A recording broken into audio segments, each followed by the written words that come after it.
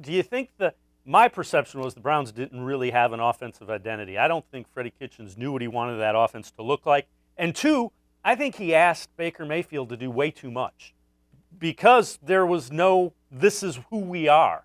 Do you kind of sense that? I know you've watched a whole lot more tape of the Browns than I did, but just watching it, that was my reaction to what happened last year.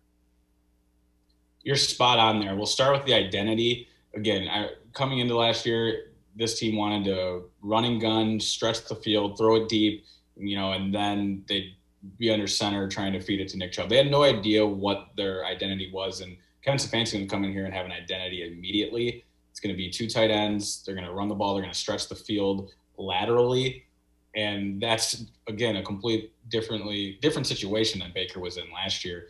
And with Baker having a full plate last year, that's a lot to put on your young quarterback in a first year who's had 4 different offensive coordinators and 4 different offenses, really.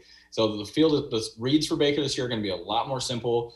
The Browns aren't going to be having 15, 20-yard deep route combinations. Instead, it's going to be a 1 or 2 read, high-low, post out, deep post, flat check down. Getting the ball to Kareem Hunt in space is a fine option when he can catch the ball 1 yard past the line of scrimmage and break off a 14-yard gain. Those are all the same amount of passing yards for Baker Mayfield. And he's going to have a lot more fun checking the ball down to Kareem Hunt this year and letting him make stuff happen rather than sitting back there waiting for Odell Beckham Jr. to open up. Nothing happens. He scrambles right, and Browns fans know how that ended last year. Well, and the flip side, again, the offensive line, you didn't have the pieces up front to run 4 deep. It made no sense. It's like, what are you looking at? And I think the result was it made Baker look bad. It was mostly coaching, I think, that made him look as bad in the offense as he did. Yeah, not only did it make Baker look bad, he looked like a quarterback that didn't trust anything going on around him. Baker actually led the league, or at least was second in passes, interceptions thrown with 3 or more seconds of protection. And when I saw that stat, it was quite eye-opening. It shows that even when he had time, he didn't trust that the time was going to continue, or he was surprised he had that much time.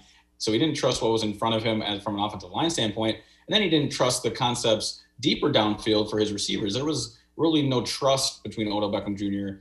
and Jarvis Landry last year, not because it was a thing between Baker Mayfield and Odell and Jarvis per se, but it was more of an overall distrust in the system. Is this going to work? Is this the right system we should be running? And quite frankly, the defense, when you're not asked to demand out of the run that much, they're ready for this passing offense. They know that, all right, the Browns are going to act like Nick Chubb is their system, and then they're going to really just fall back in love with the deep passing game in Baker Mayfield. And defenses had that figured out last year. And really, it was Freddie Kitchens put Baker Mayfield in a position he could not succeed in.